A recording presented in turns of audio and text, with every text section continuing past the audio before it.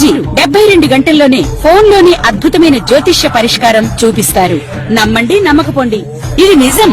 శ్మశాన కాళి రుద్ర చౌడీదేవి ఆరాధకులు నంబర్ 1 వశీకరణ స్పెషలిస్ట్. గురూజీ మనిషి పుట్టుక నుండి చనిపోయే వరకు వచ్చే అన్ని క్లిష్టమైన సమస్యలకు పరిష్కారం ఇక్కడ లభిస్తుంది. విద్య, ఉద్యోగం, వ్యవహారం, స్త్రీ ప్రేమ, పెళ్లి, సంతానం, స్త్రీ పురుష వశీకరణం, భూవశం, భార్యాభర్తల కలహాలు, కోర్టు సమస్యలు, విడాకుల సమస్యలు, చేతబడి, అప్పుల బాధ, ఇంకా మీకు ఎలాంటి సమస్యలు ఉన్నా 72 గంటల్లోనే శాశ్వత శ్రీ గురుభ్యో నమః. హరి ఓం. శ్రీ మహాగణాధిపతయే నమః. శ్రీ మహాసరస్వత్యై నమః. శ్రీ గురుభ్యో నమః. హరి ఓం. అజం ముహూర్తస్సు ముహూర్తో అస్తు.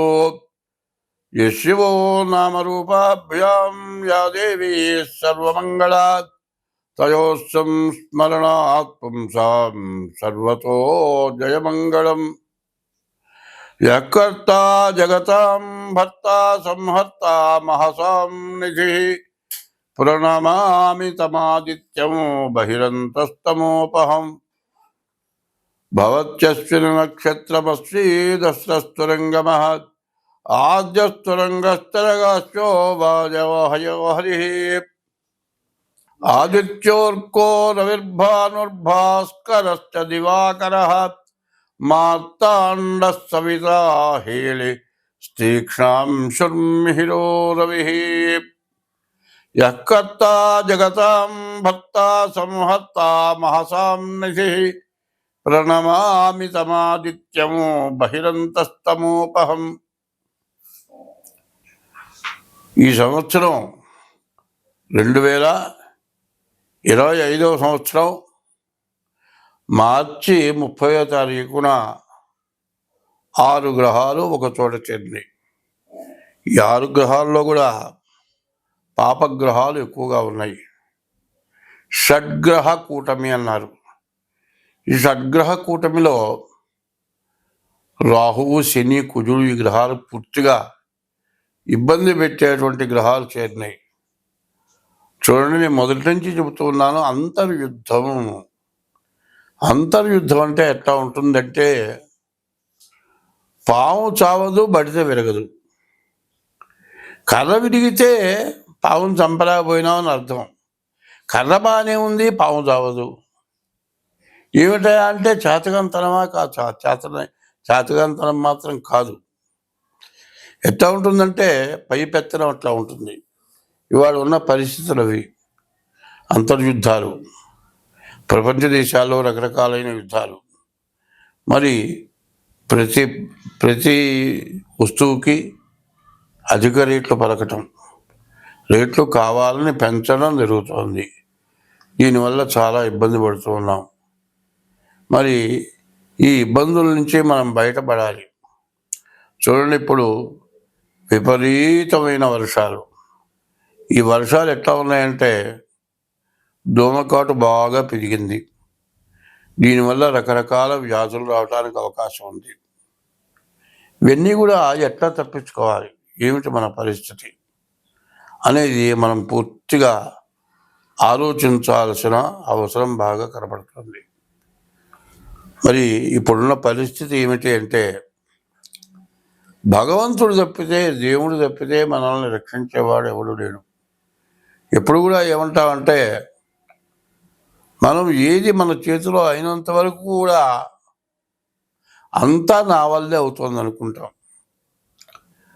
మనం ఏది చేసినా, ఏ పని సాగనప్పుడు, ఏ పనికి కూడా చేయలేక అన్ని రకాలుగా ఇబ్బంది పడ్డప్పుడు అప్పుడు దేవుడు గుర్తొస్తాడు. ఇక దేవుడు ఎక్కడన్నా ఉంటే మనల్ని రక్షించాలి. ఆ దేవుడి వల్ల కావాల్సిందే కానీ నా వల్ల ఏవి కాదు అనేటువంటి మాట అప్పుడు వస్తుంది. అప్పటిదాకా దేవుడు గుర్తురాడు. దేవుడు ఎప్పుడు కూడా గుర్తుండాలి.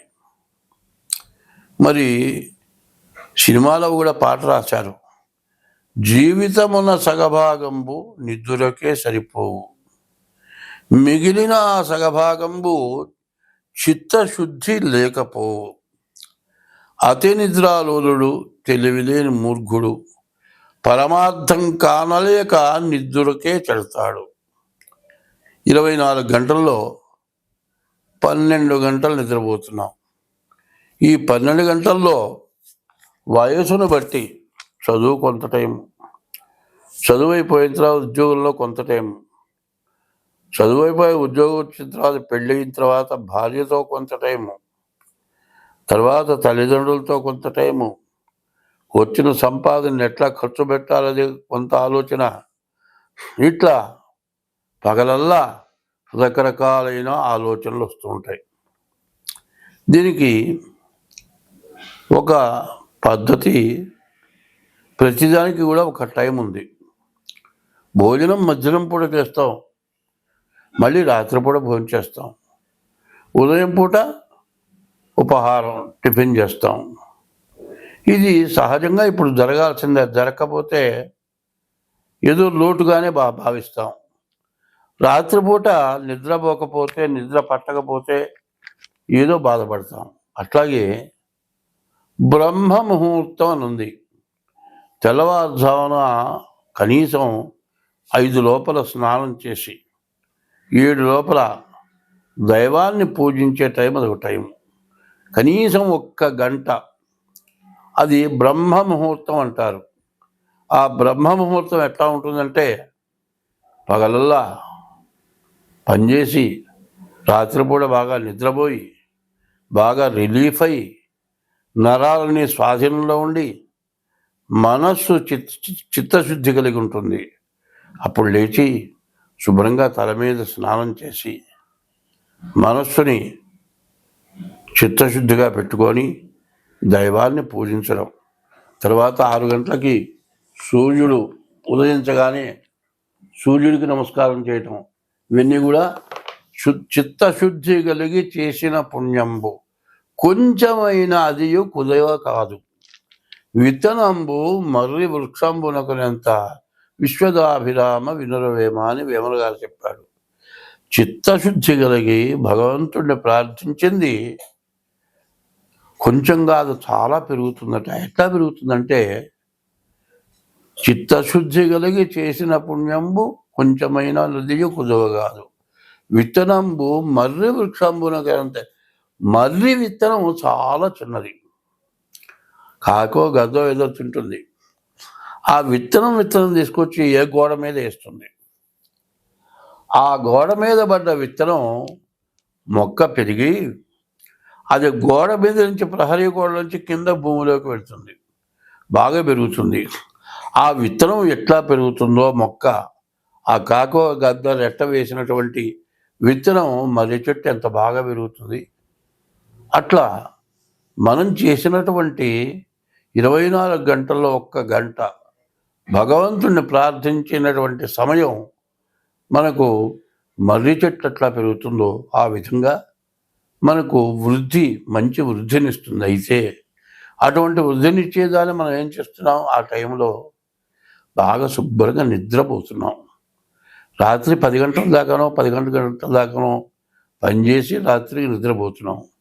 ఇంత నిద్రపోయి తెల్లవారి సూర్యుడు ఉదయించిన తర్వాత లేస్తావు. ఇక బద్ధంగా లేవగానే కాస్త కాఫీ తాగుతావు. పాచమొహం కడుక్కోకుండా కూడా కాఫీ తాగుతారు. అది కాదు, పొద్దున్నే లేచి దైవాన్ని, ఎవరి మతం ప్రకారం వాళ్ళ దైవాన్ని పూజించడం అది ధర్మం అయి ఉంది. కాబట్టి అది చేయకపోవడం వల్ల జీవితాలు మొత్తం చాలా నష్టం కలుగుతుంది. మనస్సుకు శాంతి ఉండదు. మనశ్శాంతి లేక ఎన్నో రకాలుగా బాధపడుతూ ఉంటారు. ఇది ఇట్లా ఉండటం వల్ల మనకు చాలా బాధలు పెరుగుతాయి. ప్రతి వ్యక్తి కూడా తెల్లవారుజామున లేవంగానే ముందు భూమి మీద కాలు పెట్టకూడదు. చేత్తో నేల తాకి ఆ నేల కళ్ళగద్దుకుంటూ సముద్ర వసనే దేవి పర్వతస్థన మండలే విష్ణుపత్ని నమస్తుభ్యం పాదస్పర్శం క్షమస్వమి. ఓ విష్ణుపత్ని లక్ష్మీదేవి, నిన్ను తాకుతున్నాను కాలుతో, నా తప్పు క్షమించమని దండం పెట్టి అరిచి చూసుకొని, కరాగ్రే వసతి లక్ష్మి, కరమధ్యే సరస్వతి, కరమూలేదు గోవింద, ప్రభాతయ కరదర్శనం అని ఈ చేతి మీదుగా లక్ష్మీ సరస్వతి పార్వతులు రుచుకొని కళ్ళకద్దుకొని అప్పుడు ఎవరైనా మొహం చూడాలి. తర్వాత స్నానం చేసి సూర్యుడికి ఉదయం బ్రహ్మస్వరూపము, మధ్యాహ్నంతో మహేశ్వరము, సాయంకాలం స్వయం విష్ణువు, త్రికాలవహ దివాకరం అని సూర్యుడికి నమస్కారం చేసి నీ ఇష్టదైవాన్ని పూజిస్తే నీకు ఎటువంటి లోటు భగవంతుడు కలుగ చేయడు. ఇది ముందుగా మీరు తెలుసుకోవాల్సిన విశేషమైన విషయం. స్వస్తి. గ్రహాల్లో అన్ని గ్రహాల్లో శని అనేటువంటి గ్రహం ఒక్క రాశిలో 2 సంవత్సరాల 6 మాసాలు ఉంటాడు. అన్ని గ్రహాల కంటే ఎక్కువ సమయం ఉండేది శని. అయితే శని యొక్క స్వభావం ఎట్లా ఉంటుందంటే మనం చేసిన పాపాన్ని హరింపజేయడమే శని యొక్క స్వభావం. కాబట్టి శని పట్టాడురా, శని నన్ను ఏదో ఇబ్బంది పెడుతున్నాడురా, శని వల్ల నష్టపడుతున్నానురా, శని వల్ల నువ్వు నష్టపడరా, నువ్వు చేసిన పాపం వల్ల నువ్వు నష్టపడతావు. ఆ పాపం పోగానే నిన్ను ఎప్పుడు కూడా శని రక్షిస్తాడు. అయితే శనికి ఒక స్వభావం ఉంది, వక్ర స్వభావం అంటారు. వక్రించి వెనక్కి వస్తాడు, మళ్ళీ అతిచారం మీద ముందుకు కూడా వెళ్తాడు. ఉన్న రాశి నుంచి వెనక రాశిలో ఉండేటువంటి లక్షణాలు చూపిస్తాడు. అట్లాగే ఒక్కోసారి అతిచారం మీద ముందుకు వెళ్ళి మరి ఇప్పుడు మీనంలో ఉన్న శని వక్రించి మరి కుంభంలో ఉన్న స్థితి చూపిస్తున్నాడు. ఇంకొకసారి ఎలా చేస్తాడు, శని మీనంలో ఉన్న శని మరియు అతిచారం మీద ముందుకు కూడా వెళ్ళటం జరుగుతూ ఉంటుంది. ఇప్పుడు జరగలేదు, శని వక్రించి వెనక్కి. అయితే నక్షత్రం మార్ల, రాశి మార్ల లెక్క ప్రకారం, కానీ వక్రం అనగా వెనక ఉన్నటువంటి పద్ధతినే చూపిస్తాడు. ఇప్పుడు అందరికీ కూడా ఏముందంటే మీనానికి శని వెళితే మకరం వాళ్ళకి ఈనాటి శని అయిపోయింది అనుకుంటున్నారు. కానీ 2025వ సంవత్సరం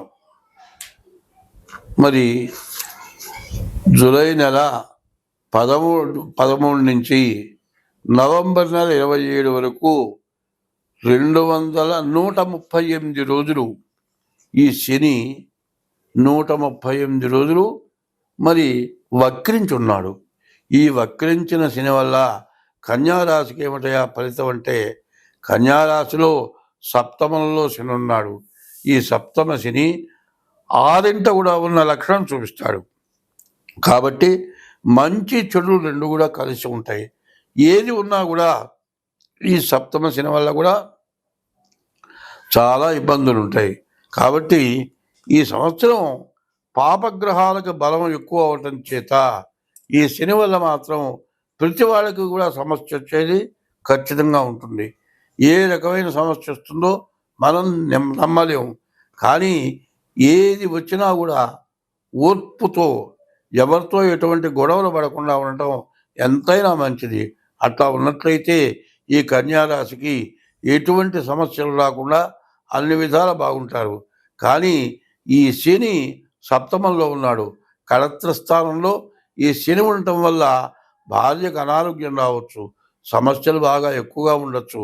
కాబట్టి వివాహం కాని వాళ్ళకి వివాహం అయిన తర్వాత మరి భార్యాభర్తలకి ప్రతికూలత రావచ్చు.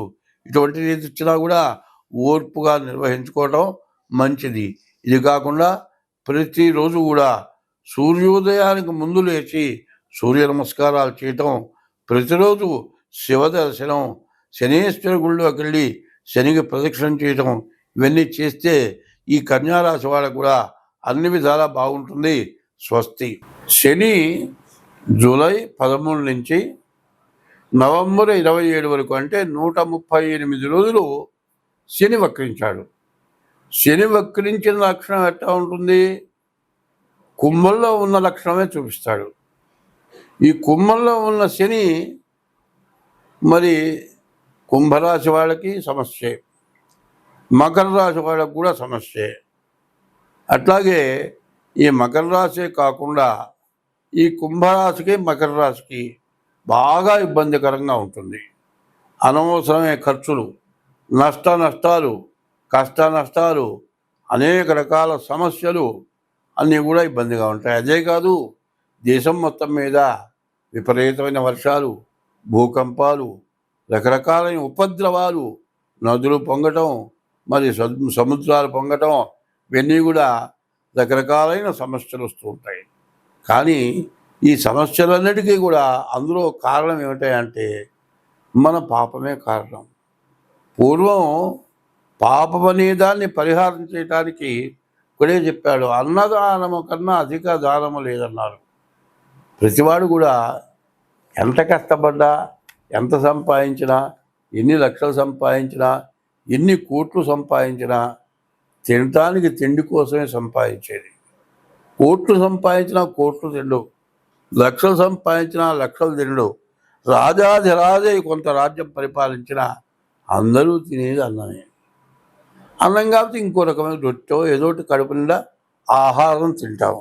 ఈ ఆహారం తిని మనం ఏం చేసుకుంటున్నాము? ఈ ఆహారం తినటమే కాకుండా సంపాదించు బాగానే ఉంది. నీవు ఎవరికైనా సరే అంత అన్నదానం చేయాలి. అన్నం లేని వాడికి అన్నం పెట్టాలి. ప్రతివాడికి పెడితే, ఎవరికి పెడితే వాడికి అన్నం పెట్టడం కాదు పద్ధతి.